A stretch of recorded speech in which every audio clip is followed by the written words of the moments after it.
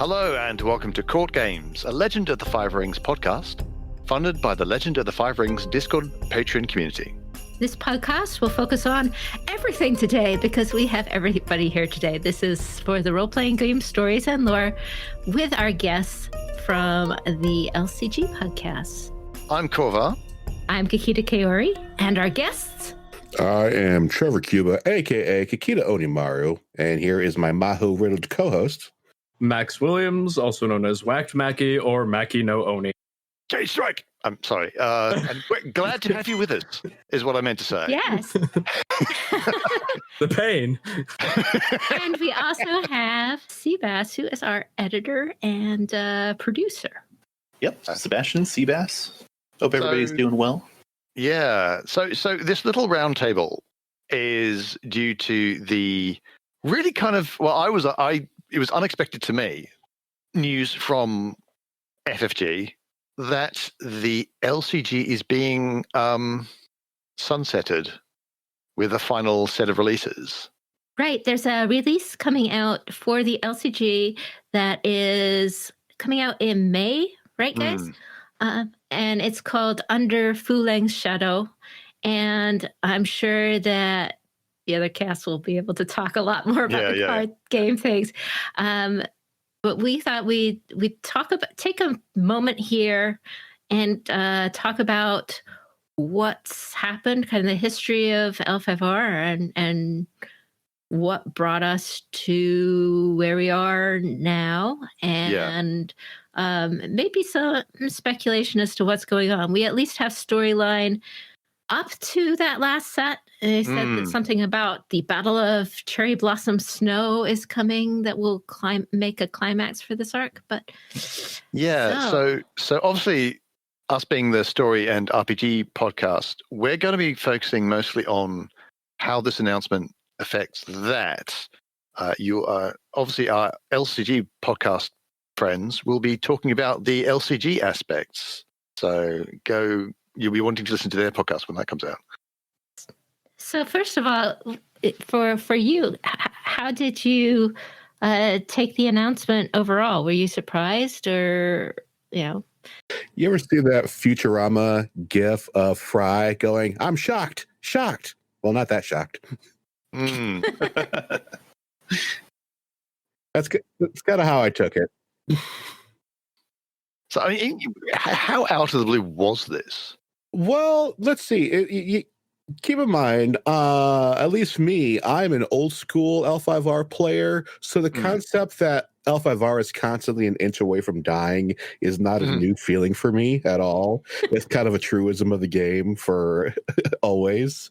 That being said, and I have alluded to this a bit before on various podcasts, but FFG is not a company that appears to be that interested in running an organized play property for very long, which is about the most diplomatic way I could put this. Diplomacy is good. We're focusing on the story. Yeah. Well, yeah, the interesting thing is, because when you had talked to us, Jeannie, about coming on here, talk about like, oh, how is this going to affect the story? While the card game is ending, and in a perfect world, the card game is separate from the story, because Legend of the Five Rings is such a specific IP where the card game competitive scene and the storyline are so intertwined. I can't see how the card game dying does not affect the story, especially since FFG has taken the L5R IP and has kind of like chopped it up into different sections. So Aconite Books is running right now. They have novels that are firmly in the L5R universe, but near as I can tell, aren't really beholden to a timeline. And RPG books, well, there's very little information that's come out of Edge Studios concerning the RPG. One of the things that the card game did, especially like it kind of was a benchmark for where we are in the story, because every time a pack came out, it indicated like the story has moved forward. Granted, the entire time under FFG Stewart, it's run at a glacial pace. I mean, we've gone from, 4 years ago was pre-Clan War, And now 4 years later, like the game has died.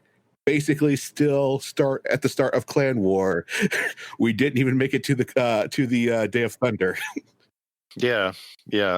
And the fictions which have been coming out on the website, basically they are advertising. They're the kind of the publicity mostly for the card game, I feel, not so much for the RPG. So I do wonder how much that is likely to continue once the card game's over. So Max and Sebastian, were you expecting it too? Max, you go first. Okay. It's always something that I knew was possible. I didn't think it would happen this soon. You know, people have been doom and glooming about L5R the entire time the game's been made. So, you know, you hear people claiming, "Oh, I knew this was coming. I saw this coming from a mile away." You know, they've been saying that for the past 4 years. They just happen to finally be right. I didn't expect it to happen like this. I expected to at least get a bit more out of the game, because most of their games that have died have at least gotten a decent life cycle. Was it completely unexpected? No. But it was... I wouldn't say I saw it coming right now. Fair enough. How about you, Sebastian? So I am surprised, but I can understand that the COVID pandemic probably had a really big part to play in all this, canceling all the organized play events for the last year. And you can kind of see with the more recent fiction how like the plot points have been moving pretty quickly. And I'm at least glad to see that, you know, it's ending on a high note. There's going to be a big war with the Shadowlands and Akuma no Oni. But, you know, that you can, previous to this past year, you can see that they were taking their time with the fiction. It was pretty micro focused in like there were several fictions in the span of 24 hours, and that was several card cycles. So, you know, they were planning on this being a long-term project, but I'm just thinking it was probably COVID related and how that impacted sales and stuff, which is really unfortunate. It's very unlucky. But I'm also hopeful that maybe there'll be like a reboot or a new product or something, because I just can't imagine L5R without player choices and affecting the story. You know, they've always had that. So they've got to, whether that's going to be the onus of the RPG players at conventions or what, it's got to happen. You know, it's got to keep going. I am hoping that no matter what I don't want to see is another reboot. I think there's way too much. They have laid such good groundwork in that there's a lot I could reboot about the RPG if they were going to, you know, make us version 6 or something, even significant lore pieces. But they've laid such a good groundwork in the stories right now that I just hate to see it not live up to its potential. Yeah, please don't make the whole wiki be. Don't put Oni no Pikachu to work any longer, please. Don't make him reboot everything again. He's a poor overworked Pokemon. No, you're right though. It's rich. It's deep and rich, and I don't think a fiction reboot is coming up. But maybe a product. I don't know. Maybe they'll go back to like a CCG model again, or maybe they'll say no to card games at all whatsoever and do something else. Maybe they'll put more work into Battle for Rokugan, which I haven't heard anything about that in a few years. More game. I think it's not being sold anymore. Oh no! I'm glad I have a copy. Taken it off the market a while ago, but I think FFG is really known for their co-op games. So, and as we're seeing this final product they're putting out, basically being a co-op game. Yeah. Mm-hmm. So excited for it, by the way. It's bittersweet, but like honestly, I've always proposed the L5R LCG as like the board game of card games to my friends, and that's how I get anybody to play with me. So like a fully cooperative experience, or even like this arch enemy Shadowlands kind of thing, that's super cool for me. I'm excited about that. Yeah, I've been advocating for that kind of play model since the beginning, honestly. Yes. And I'm also looking forward to like maybe people will create house rules for like how to make your own challenge cards out of existing LCG cards. That's one of my hopes too, that we can keep expanding and innovating, even though the product is not being officially supported. Yeah. So, Trevor, you were saying that you were an old time player, so I thought maybe we could talk about how and when we first joined L5R and let our listeners know a little bit about the history of this game, because we've talked about the role-playing game a lot here, but we haven't really talked much about the history of L5R or how it came to be. I thought I'd talk about some of the events, and if you joined in or participated in, or say when you can, please go ahead and jump in and say what you're at. So L5R was first published in 1995. That's when it first came out, and it came out as a collectible card game with a very set timeline that this was going to run for 2 years and it was going to come to an end, and players was going to influence the final story of the game. And it ran for 2 years. Very popular. People were very excited about running that story. And the end of that game happened at Gen Con in 1997. With the first Day of Thunder was the tournament environment. And there are some videos. There's a lovely video for those who haven't seen it. It's in our show notes about that tournament that you can check out and see. Storyteller. That's Matt's video. We'll have that for you. And the rope. Yeah, it was pretty epic. And the role-playing came out in 1997 as well. And I started playing in 1997. I kind of had friends in it in 96.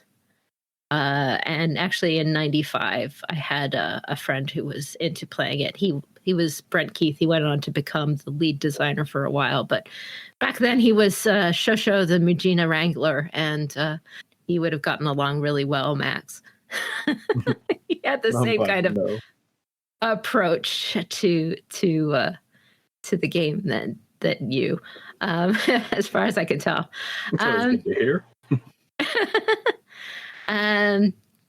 Let's see. So the role-playing came out first edition. That was primarily written by John Wick. David Williams and John Wick were the lead designers for a lot of the stylistic stuff that was associated with L5R back in those days. And then a Clan Wars Miniatures game came out in 1998. And then it was purchased by Hasbro, or it was purchased by Wizards in 98 as well, I think. Yeah, the known as like L5R has been mismanaged into the ground, Chapter 1. Let's go to WotC. Oh. And then so it's gone through its existential cycles. It's kind of amazing that the storyline kept going. No, you're right though. Shoot, a lot of work for lore masters to keep up with all this. But yeah, no, you're absolutely right. It's like, oh man, such a cool idea, such a cool like setting, and the samurai niche is so cool. Everybody's gonna love this. Anime's getting big right now. Oh man, it's not working for me though. Here, you try it. Like passing on to different companies. Yeah, I mean, at one point, Rokugan was. I hesitate. It was the official Asian setting for Dungeons and Dragons, which was the Oriental Adventure set, which is right about where I come in, because in 2001 or 2 or something like that, I, as a young guy in my local game store, would be hanging out, and all the older guys start whipping out these decks of these like really like high quality cards, like you needed like a presentation of this thing. I was like, well, geez, the guy spent some money on just the tokens and everything for this thing. And they came over to me and they knew, I liked anime and I'm a huge edgelord, so they showed me like this game, and they showed me a faction made up entirely of white-haired Sephiroth characters. I was like, oh, y'all know me. and I was hooked from the beginning. Back then I didn't have a lot of money or access to be able to get into the cards.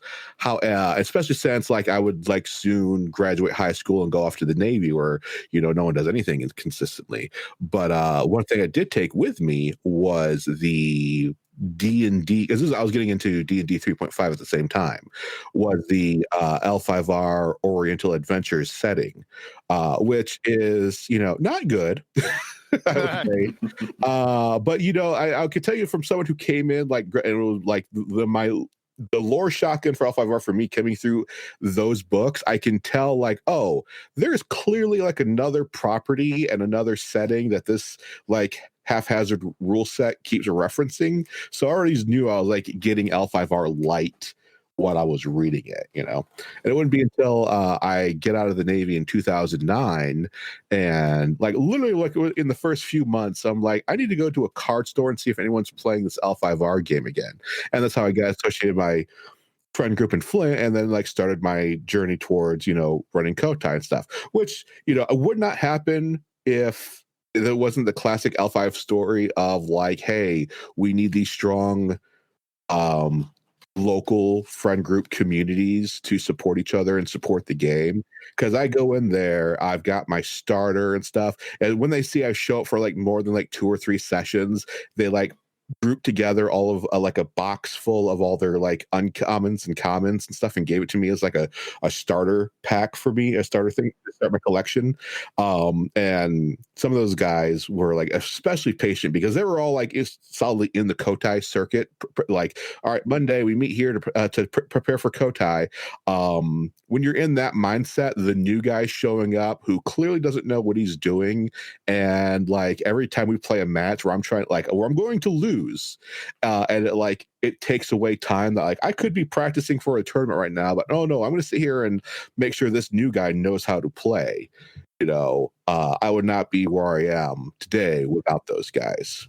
Yeah, I think I must have been joining up around about 2009 as well, from the role-playing game point of view, because I'm fairly certain I was tail end of third, right at the tail end of third, and then fourth comes out.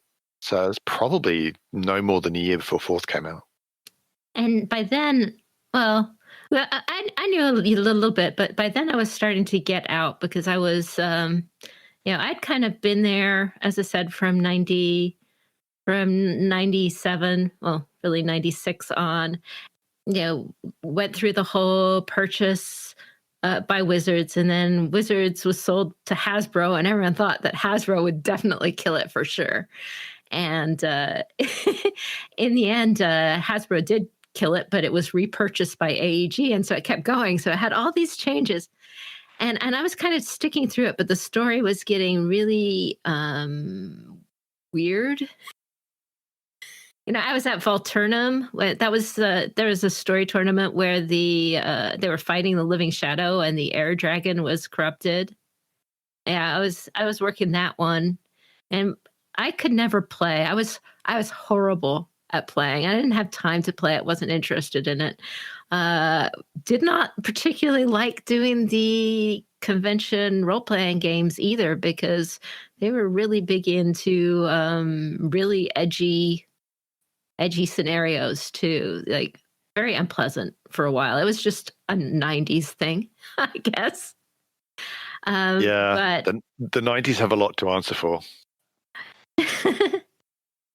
So, by about 2005, 2006, I just had gotten to enough. I was getting too much grief of being a Crane player, and too much. It just wasn't worth a lot of what I was dealing with at that point. But it had a lot of things I had done until then. So you guys came in kind of when I was getting out for a bit.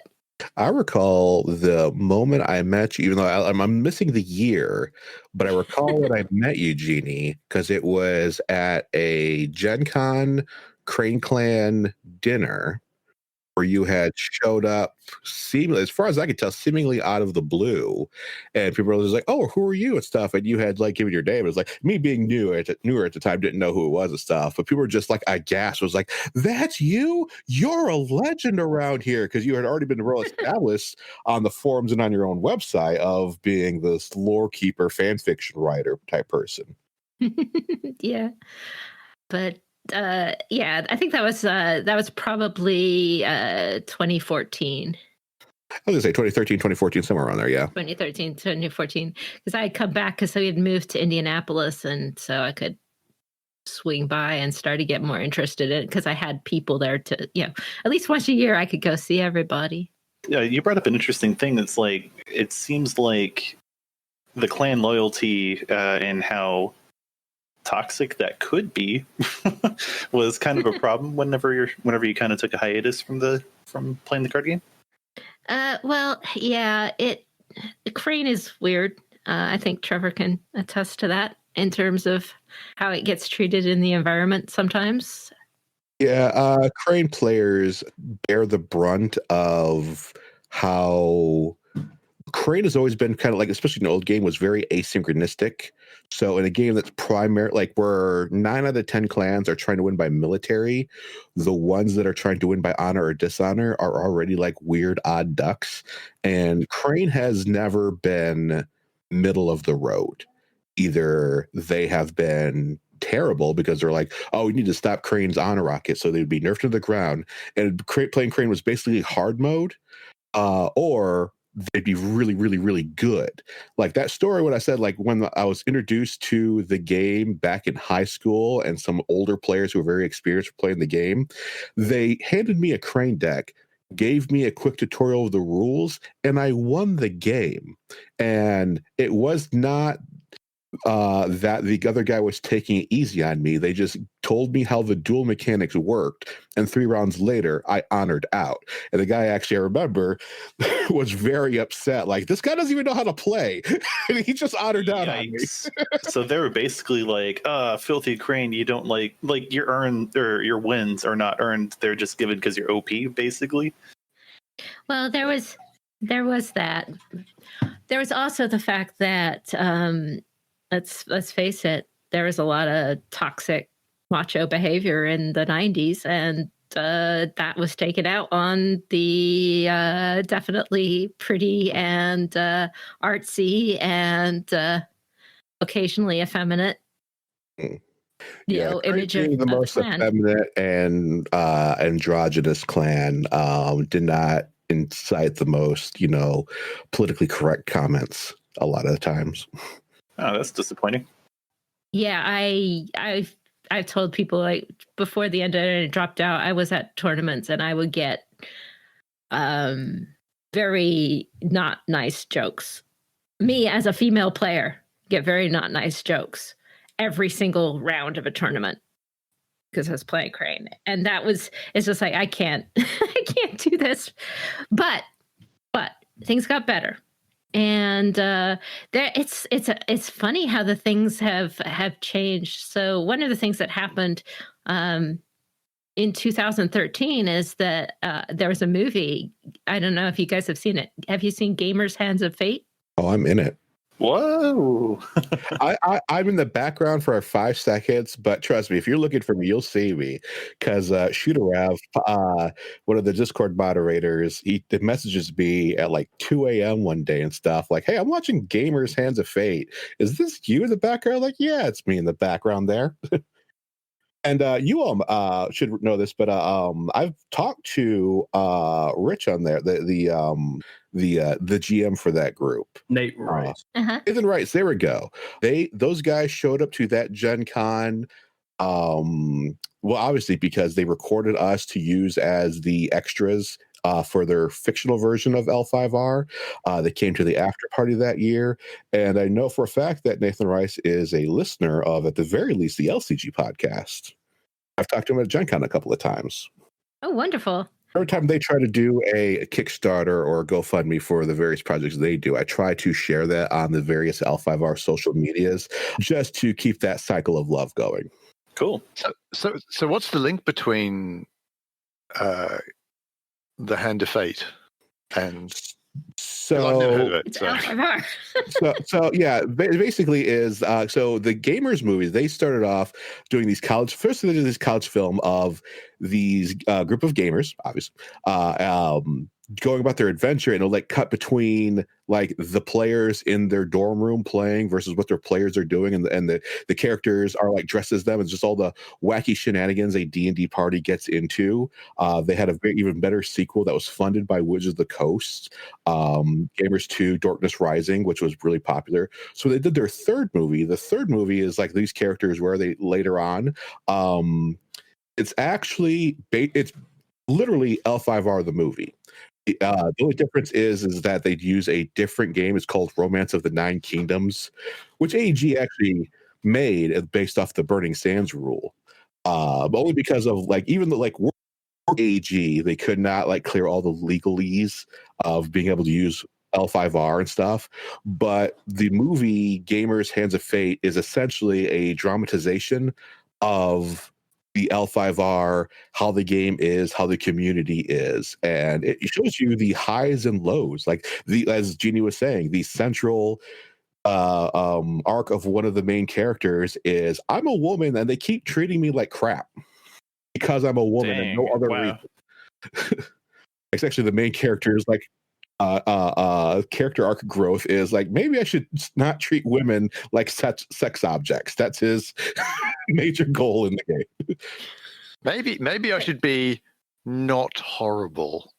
That reminds me all of a sudden of the artwork that's pretty problematic, depicting women as well.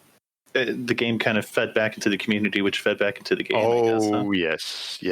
yes. That's certainly a thing. But so, I mean, it reached levels of popular culture, I mean, I guess it wasn't that popular culture, but, how many other card games are there that have movies about them? Really. So it reached quite a large spread. That was in 2013.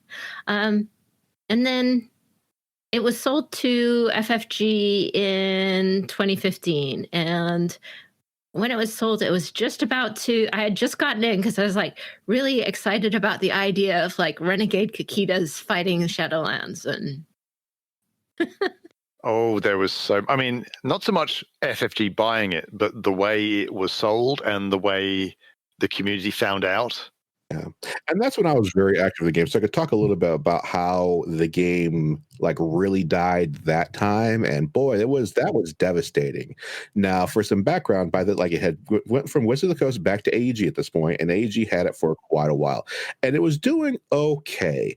But let's keep in mind that almost everyone who seems to own L5R is really bad. At like very obvious things, and it's very easy for us to sit here and play like armchair game designer and stuff, but like I swear every story that comes out of these companies is like that is an obviously bad decision. I don't know who rubber stamped that. I may not be a businessman, but that seems dumb. Case in point, with Legend of the Five Rings, it was doing really well after it got back went from Wizards of the Coast back to AEG. It was like the popularity was soaring pretty good, and it's not doing amazing. I mean, it's not like doing Magic or Yu-Gi-Oh numbers and stuff, but it's doing well. So the point where AEG should have like taken these profits, invested it back in the game, maybe paid some of its writers or game designers or other people. Like it was mostly a volunteer patchwork of mostly fans being paid literally booster cards. Like Robert Denton was paid for nothing but like the promise of booster cards for years for all the work he did. Instead, they decided to take this money and invest in other board games, which on one hand, as a company, you want to have a diverse portfolio. You can't just have like one game as your only thing and stuff.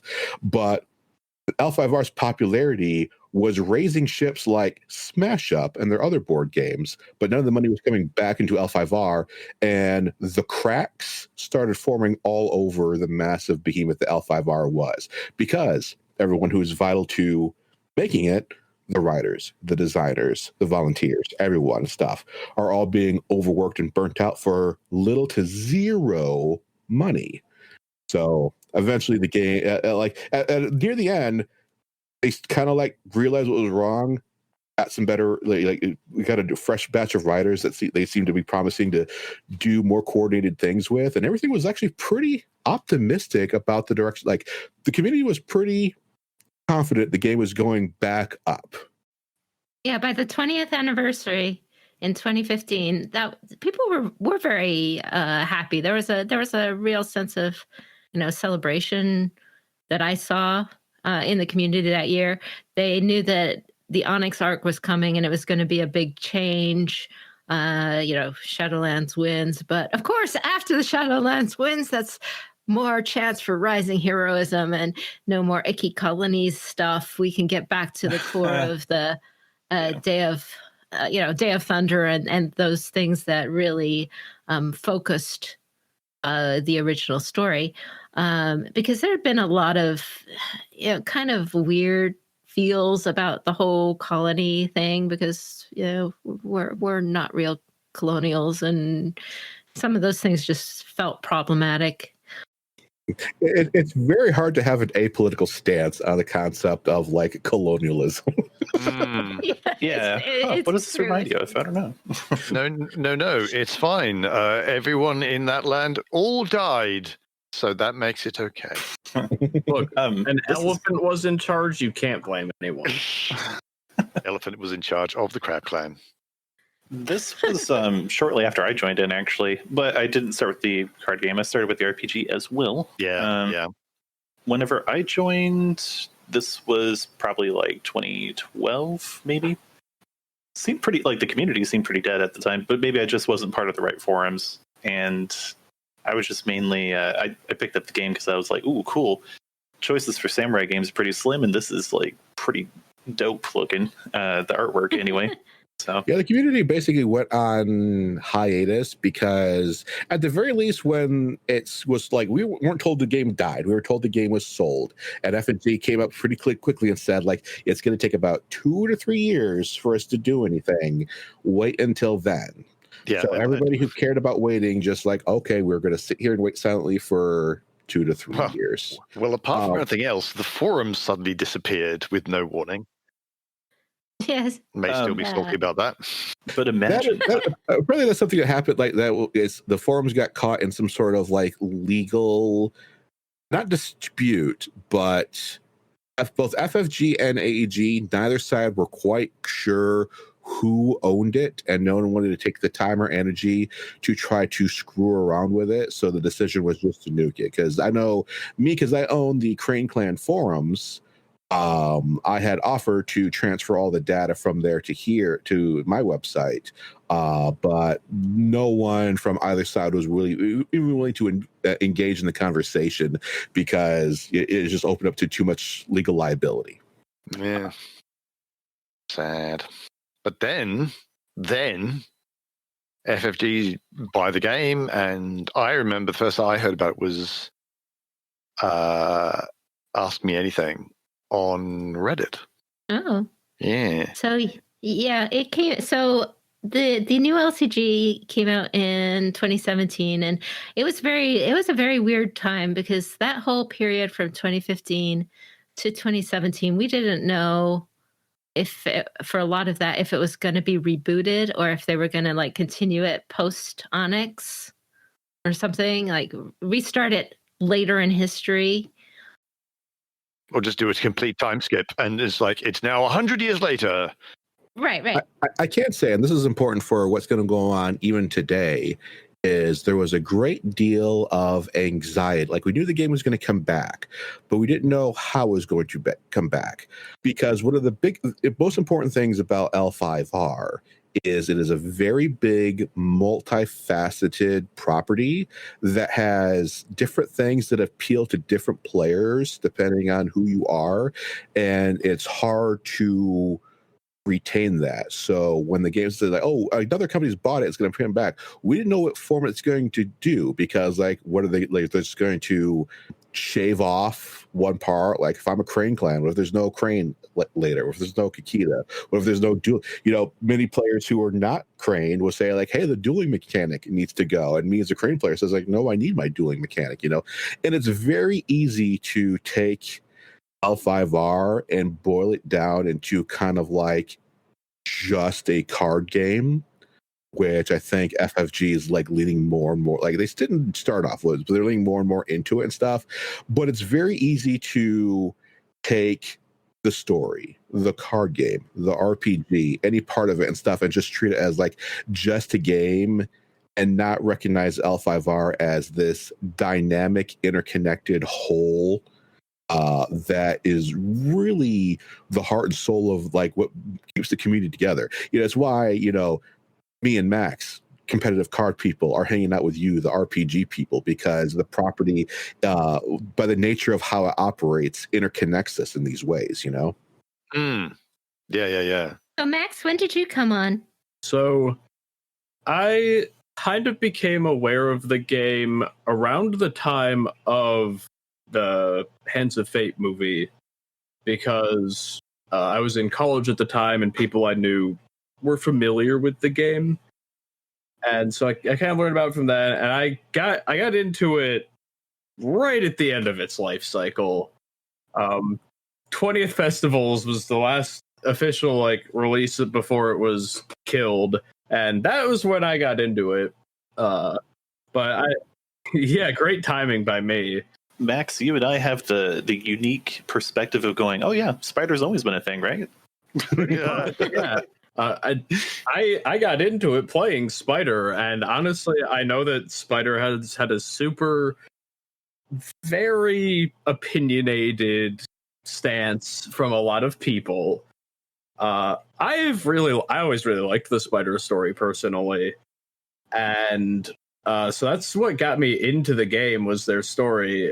I would say this. I'm sorry if this offends you, Trevor, but the old Legend of the Five Rings card game was not amazing just as a card game, but the story of the community around it was really good. If you came at 20 festivals, I see why you would say that. Yeah.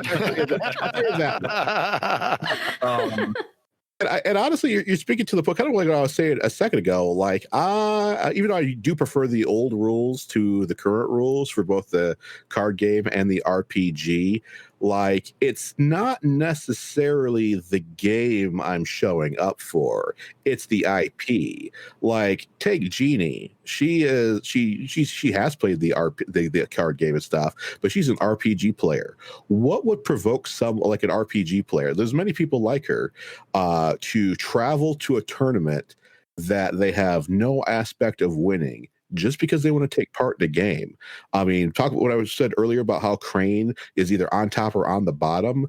How many times I've taken a dog crap Crane deck that I know is going to lose because the meta will not let me, out of the brackets whatsoever, and have traveled all across the country just because I want to play Crane at an L5R event. That's the core of what L5R really is, to me at least. I talked about the Battle of Oblivion's Gate, where the air dragon became the shadow dragon, that tournament. We weren't, I couldn't play. I wouldn't even be able to get into that tournament. That just very silly. So we were sitting there with a challenge booth that, people could come and they could pay $5 and play games of L5R versus each other, and we used it to raise money for charity. And AEG had a story, deigned to give us a story prize. So they had the dark moto versus the light moto, and the people who won the challenge booth would win the dominance over the moto family. And you would either play for the dark moto or you'd play for the light moto, and most wins won. And we played. That's what I did all weekend. We were raising money for charity. That's like we had a whole bunch of. It was all like done out of the Crane forums back before you took over them, Trevor. We were just like doing that. We weren't role playing game. We weren't I spent all Gen Con doing that. But it was fun to see so many people, and we had a great time. I couldn't imagine a better way to do that tournament for myself. Yeah, back in the day, we're like showing up with a deck of your clan and maybe participating in one of the honor side events and stuff. It's not an exaggeration, like, oh, I'm just here supporting my clan, like traveling to a Kotai and but the act of participating, even if you got dead last, you actively contributed to the overall mega game and stuff. Like, I would encourage someone like Jeannie to show up, because I believe the last big mega game was trying to figure out who was going to foster the imperial heir, Waco's firstborn child. That was a big deal that we spent like years as a community, supporting each other, doing like, hey, listen, I will send you max $500 just to show up at a tournament, just to be there. Don't have to win, just show up, man. Yep.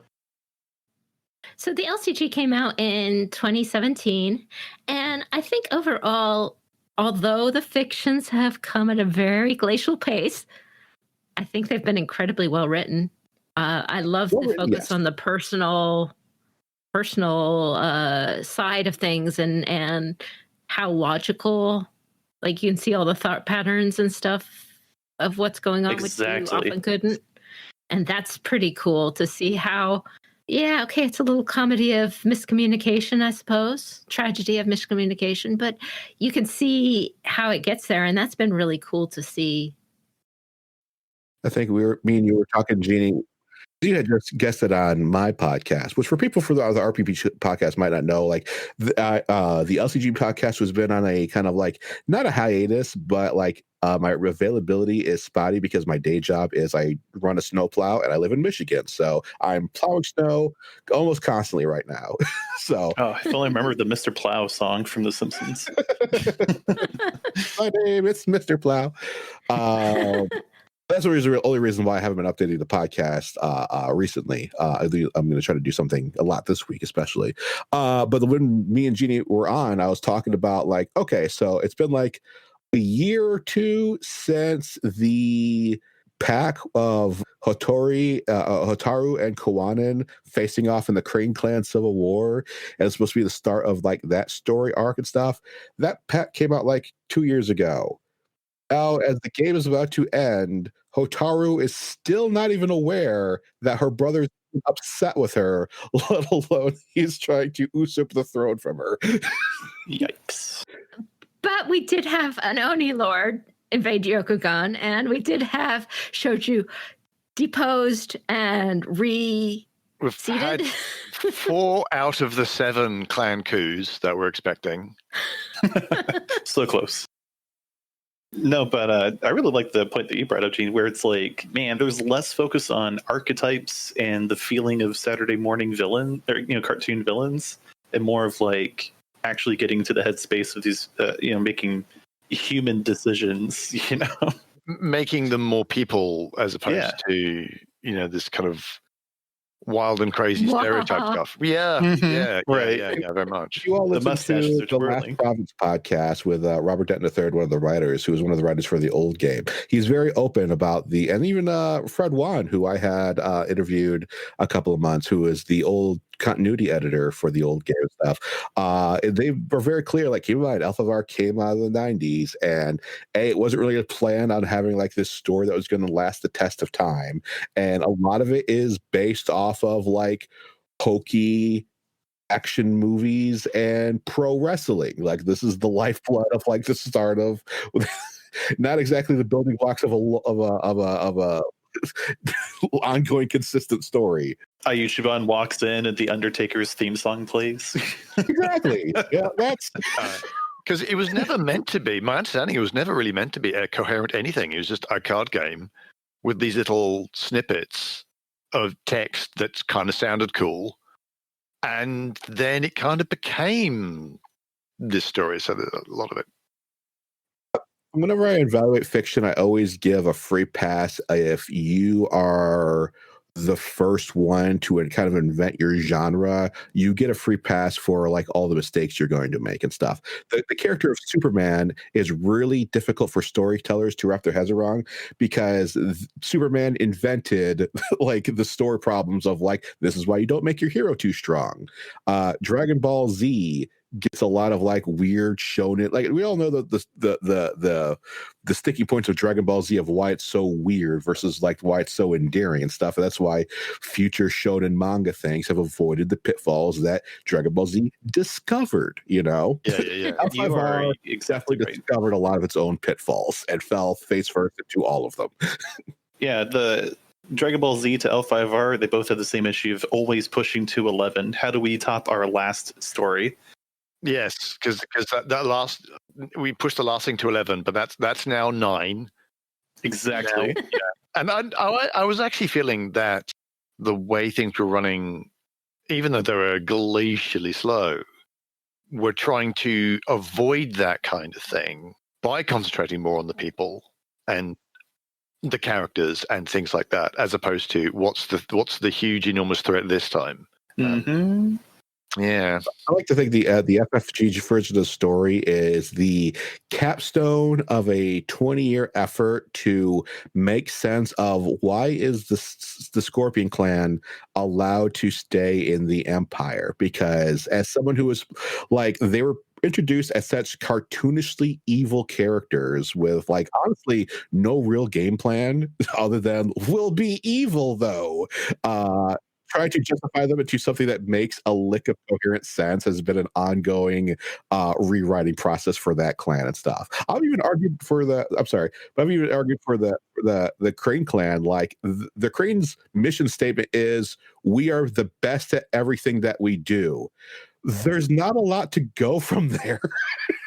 Yeah, I mean, I think you can actually say that about a lot of clans. I mean, the Scorpion weren't even a playable faction to begin with. They were just villains who would show up and be annoying.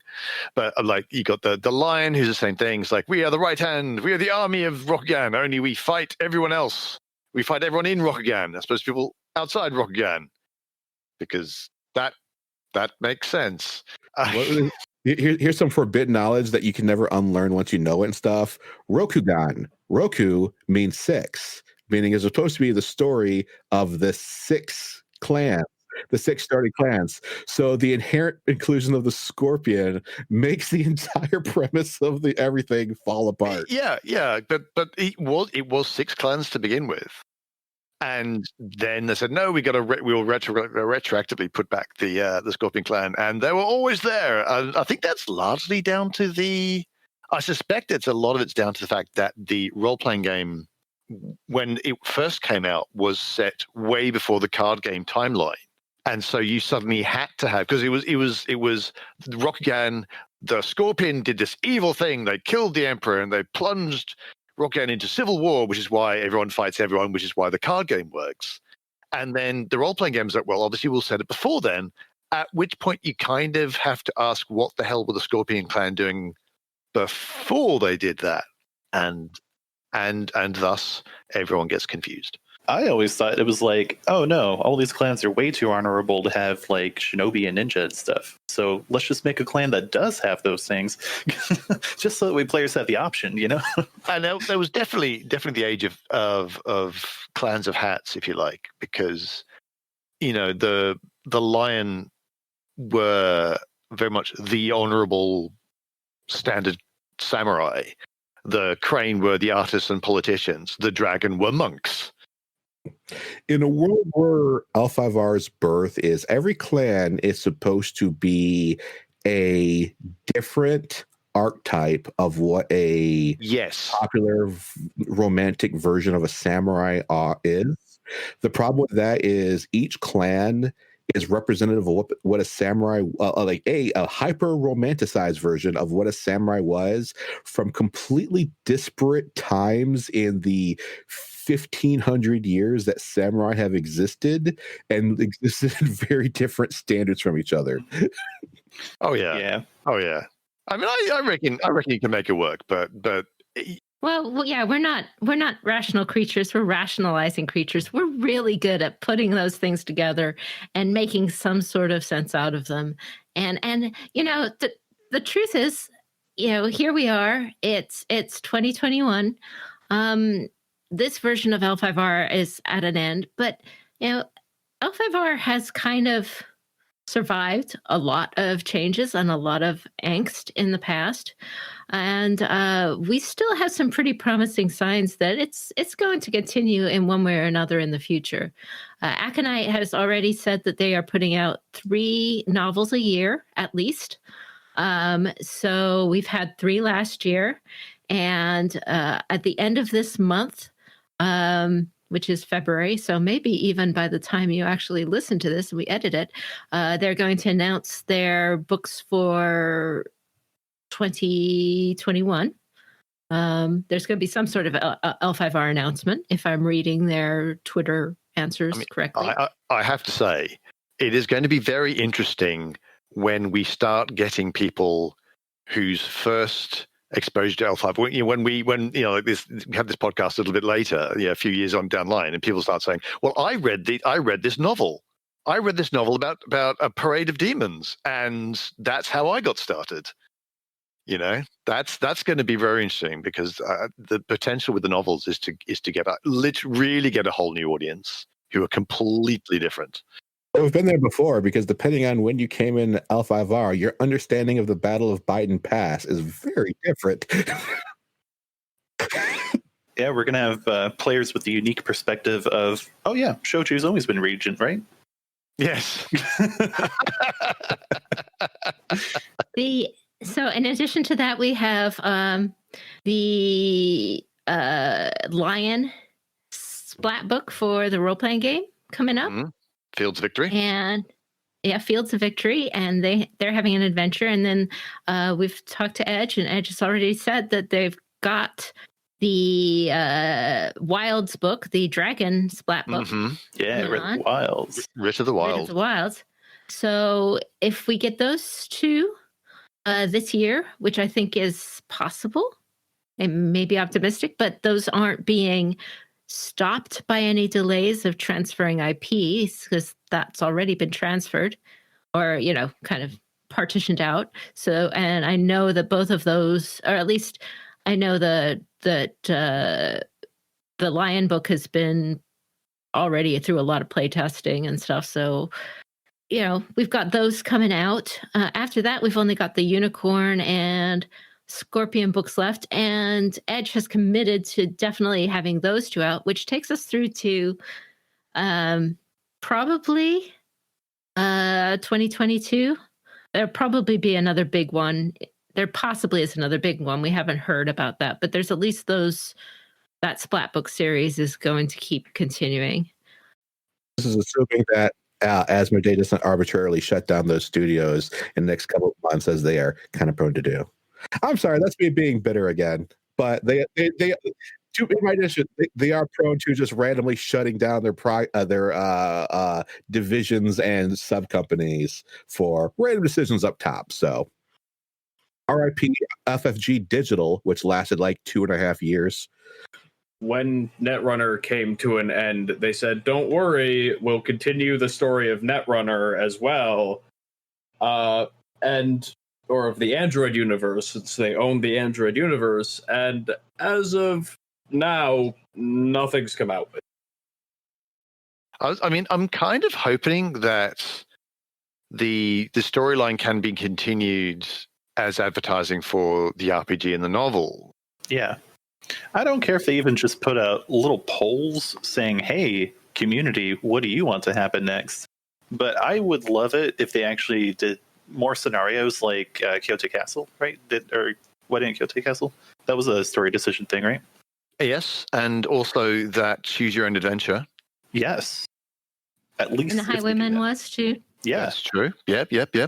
Because that actually ended up with we've seen the fiction outcome of that, much to the sadness of Diogo, it must be said. So yeah, there's a lot of ways this could still be going forwards. So I'm pretty sure y'all are gonna. I mean, talking to the Mr. Trevor and Mr. Max over here, that you guys are probably gonna bring this up on your episode regarding things. But like, was the biggest issue that the game was too complicated? Was it that it came out during a time where digital card games are on the rise? Like Hearthstone and Gwent. I don't know, just throwing a name out there. But is it that, or is it something else, do you think? Was it COVID? Oh no, that's there's no way. It's COVID. No, I'm just kidding. No. I'm not exaggerating too much when I say it's a little bit of everything. Well, listeners, join us next time on the Courtgames LCG podcast, which we might just scrub the LCG right out of the name of the podcast in general, because it's not living anymore. It can't be a living card game if the game's dead. But I don't want to. I want to try and keep it as a leave this on a somewhat hopeful note, in that more cards, basically after the game was sold in 2015, there was a lot of confusion. There was a lot of angst and stress as people were trying to figure out what was going to happen. And there was no communication from anybody official for years. Okay. But it is the time that you got into this, Seabass. It's a time when you got into it, Max. And it's a time where people in the community can do things to keep things going and be there ready for when it comes back. And I think that spirit of trying to keep the community going, finding your own ways and your own things to do with the community, maybe not with the card game, especially if you have problems with it, but just finding ways to stay involved. Maybe if you were a card game player, pick up the role-playing game and see if you like it there. If you like to read, pick up the novels, or I have way too much fan fiction, so you can read that if you're bored. If you want me to leave you with a note of hope and optimism, I will say one thing from my experience is very true. Almost everything you love about Legend of the Five Rings has come from the fan base and the community. Even if those are like fans that have like transferred into like actual official positions. It's the fans who have always made this game. And the fans are very active right now looking into how to keep this thing going and stuff. So join them. Be involved, and like everything you love, you get out of it what you put into it. So that's my suggestion, my note to leave it on. I think that's it for us. Anybody have any other last words? I think we should all end on an optimistic note. They aren't going to come and take away our rule books and our memories and all that stuff. So we will have L5R if that's what we want. However, in whatever form, Exactly right. I know for us at Courtgames, we still got our shows going on. We've got events that we want to run this year and competitions, and we're very focused on. We just love the game. We love the setting, we love the community, and it doesn't really matter what companies have to say about that. Just like what everybody else is saying right now. So, we're not going anywhere. And really looking forward to things like Jade Court and everything else that the community comes up with. There's nothing stopping us from homebrewing our own cards and fiction and whatever. We can do what we want. If you take away nothing else from this podcast, remember this: Nikita Toshimoko did nothing wrong and needs to be taken off the restricted list. Oh dear me. And I want to say, Max, I'm just really happy for you, because finally, right here at the end, you get Akumino Orni marching into the Empire. And, I do. And I know you've waited a long time for that moment. Yes. When we finally get to play together in person again, Trevor can be assured that I will play the Shadowlands faction for the people who want to play against it in the multiplayer version. Honestly, can we all do that? I would love to play. I would love to take you up on that offer. So we might do that when it comes out. But thank you so much, guys, for coming on and for walking down memory lane a little bit for us and talking about the future. We really appreciate it. And I look forward to hearing whatever gory vivisection you wish to of the LCG and maybe some ideas, some places you can tell us where to look for those who are actually semi-competent at competition and want to figure out where to go next. Well done, that's it for us this week. Again, we'll call out our LCG podcast. Thank you, guys. We have the Live from Tokyo podcast. I'm not sure where that stands right now, but there's a couple of good episodes for you to check out.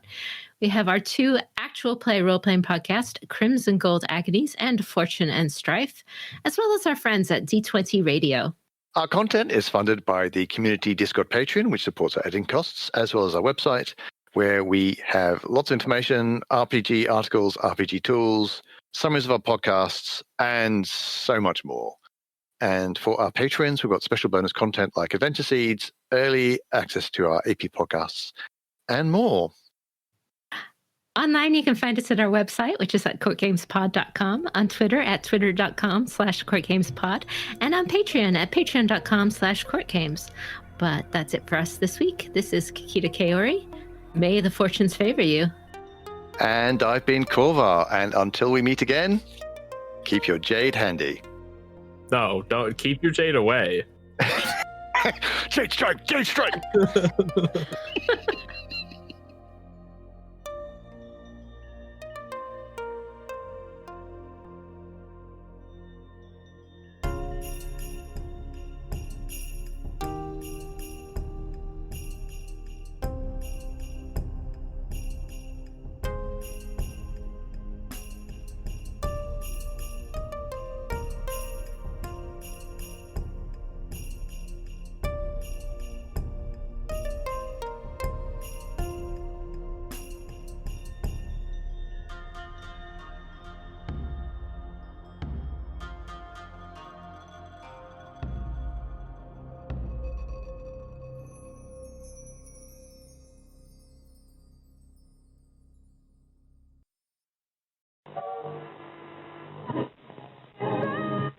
Correctly with the correct amount. D20 Radio, where gamers roll. www.d20radio.com.